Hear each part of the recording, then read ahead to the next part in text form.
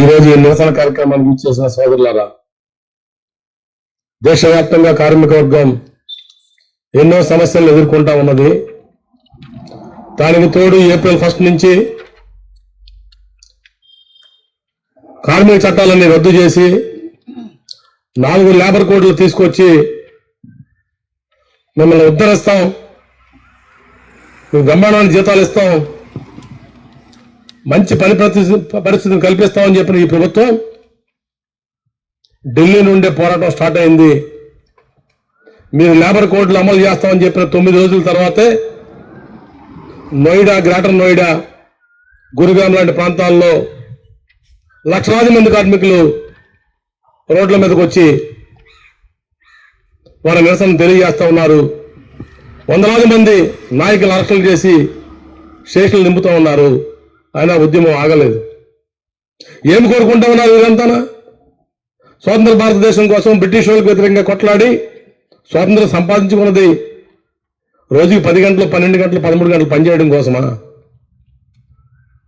8 గంటలు పని దినాలు సాధించుకుంటే లేబర్ కోడ్ల పేరు చెప్పి ఈరోజు 12 గంటలు, 13 గంటలు పని చేయించుకుంటూ వేతనాలు పెంచుతామని చెప్పి లేబర్ కోడ్లో చెబుతూ 10,000, 12,000 ఇచ్చి 10 గంటలు, 12 గంటలు పని చేయమంటే పని పరిస్థితులు ఏంటి?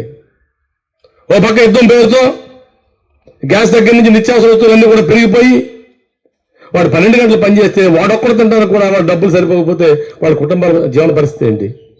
ఇది రోజు ప్రశ్న. స్వతంత్ర భారతదేశంలో ఎట్లా బతకాలి? వాడి కుటుంబాన్ని ఎలా పోషించాలి? గత్యంతరం లేని పరిస్థితుల్లో రోడ్లెక్కి రాష్ట్రాలే ఢిల్లీ మొత్తం అతలకుతలవుతా ఉంది. ఆ కార్మిక సంఘీభావంగా దేశవ్యాప్తంగా సిఐటి ఈరోజు ప్రతి పారిశ్రామిక కూడల్లోనూ, పారిశ్రామిక పట్టణాల్లోనూ, ఫ్యాక్టరీ గేట్ల దగ్గర కూడా నిరసన తెలియజేయాలని చెప్పేసి పిలుపునిచ్చిన దాంట్లో భాగంగా నిరసన కార్యక్రమం కొనసాగుతూ ఉన్నది. కార్మికులు ఎవరు కూడా ఏకాకులు కాదు. కార్మిక వర్గం ఎక్కడ ఇబ్బందులు ఎదుర్కొన్న ఇబ్బందులు వెనక సిఐటి ఉంటుంది.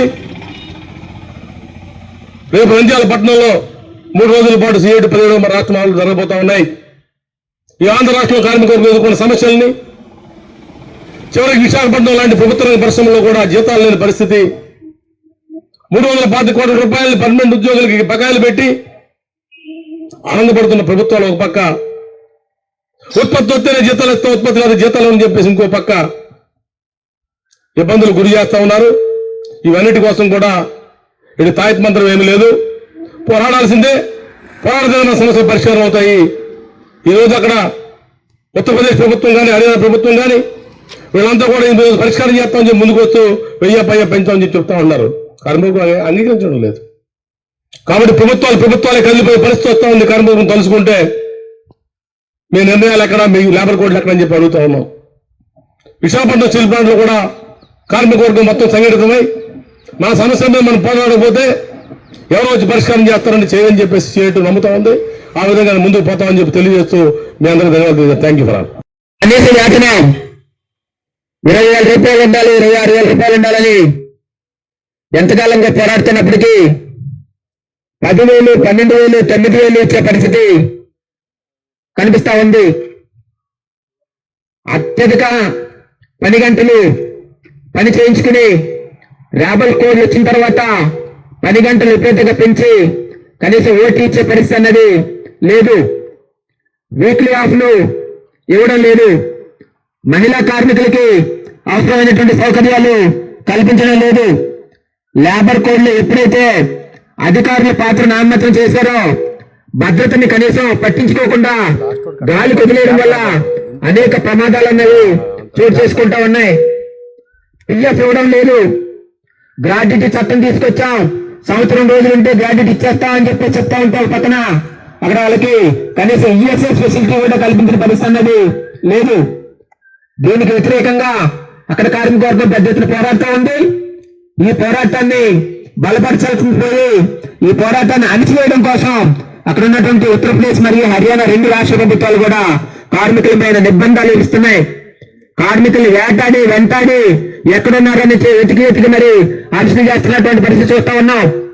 ఎస్మా ప్రయోగించిన రాజ్యంలో కూడా గతంలో ఎమర్జెన్సీ రోజుల్లో కూడా ఆ విధంగా కార్మిక నాయకుల్ని ఇళ్లకెళ్లి తరిమి తీసుకొచ్చిన పరిస్థితి లేదు. అలాంటిది ఈ రోజున ఢిల్లీ పరిసర ప్రాంతాల్లో, నోయిడా పరిసర ప్రాంతాల్లో, ఉత్తరప్రదేశ్, హర్యానా ప్రభుత్వాలు కార్మికులు ఎక్కడున్నారని చెప్పేసి పోలీసులు పంపించి ఎతికి మరీ అరెస్టులు చేస్తున్నటువంటి పరిస్థితి, ఇంటికి మరీ అరెస్ట్ చేస్తున్న పరిస్థితి మనం చూస్తా ఉన్నాం. అంటే పచ్చి నియంత్రణ పాలన అన్నది ఈ రోజు మనం చూస్తూ ఉన్నాం. కాబట్టి దీనికి వ్యతిరేకంగా కార్మిక వర్గం పోరాడుతా ఉంది. ఆ పోరాడుతున్నటువంటి కార్మిక వర్గానికి మద్దతుగా దేశవ్యాప్తంగా కార్మిక వర్గం సంఘీభావం తెలియజేస్తా ఉంది. మీరొక్కరే కాదు, మేమందరం మీ వెనకాల ఉన్నామని చెప్పేసి వాళ్ళకు భరోసా కల్పించడం కోసం మనం ఈ రోజు కార్యక్రమం నిర్వహించి జరుగుతోంది.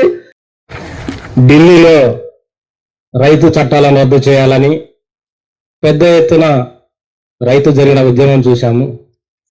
అనంతరం యూపీలో రైతులు చేస్తున్నటువంటి ఆందోళన పైన అక్కడి మంత్రి కాళ్ళు పోనించి చంపే ఘటనలు చూశాము. దేశం తల్లడిల్లింది. పెద్ద ఎత్తున దేశ ప్రజానీకము, కార్మిక వర్గము రైతు ఉద్యమానికి మద్దతు ఇచ్చింది. తదనంతరం జరిగిన ఎన్నికల్లో ఈ రాష్ట్రాలలో మళ్ళీ బీజేపీ అనేది గెలిచింది. అంటే కార్మిక వర్గంగా మనం ఆలోచించాలి. మనం చేస్తున్న పోరాటాలు, మనం చేస్తున్న ఉద్యమాలు రాజకీయ ఉద్యమాలుగా మార్పు చెందాలి. రాజకీయ ఆలోచనలతోటి నాయకత్వం గో బ్యాక్ టు సొసైటీ. అంటే ఒకప్పుడు వెస్ట్ బెంగాల్లో పెద్ద ఎత్తున కార్మిక వర్గం నిర్బంధం పెడితే సిద్ధార్థ శంకరయ్య నాయకత్వంలోనే నాటి ట్రేడ్ యూనియన్ నాయకులు అందరూ కూడా వారి వారి స్వగ్రామానికి వెళ్లి ఉద్యమాన్ని నిర్మించారు. తదనంతరం 35 ఏళ్ల పాటు సుదీర్ఘంగా కొనసాగింది. కాబట్టి అలాంటి రాజకీయ చైతన్యం కల్పించడానికి, రాజకీయ చైతన్యం ద్వారానే సమాజ మార్పు జరుగుతుంది. ఆ సమాజం మార్పు కోసమే సిఐటి పనిచేస్తుంది. ఆ దిశగా మనం అందరం ఈరోజు ప్రతినబృణాలనే మహాసభలు, రాష్ట్ర మహాసభలు ఆ కోణంలో నిర్ణయాలు జరుగుతాయని ఆశిస్తూ ముగిస్తున్నాను. మరిన్ని విశాఖ ఉక్కు ఆర్ఏఎన్ఎల్ వార్తల కోసం మన వైజాగ్ స్టీల్ ఫ్యామిలీ యూట్యూబ్ ఛానల్లో సబ్స్క్రైబ్ అవ్వండి.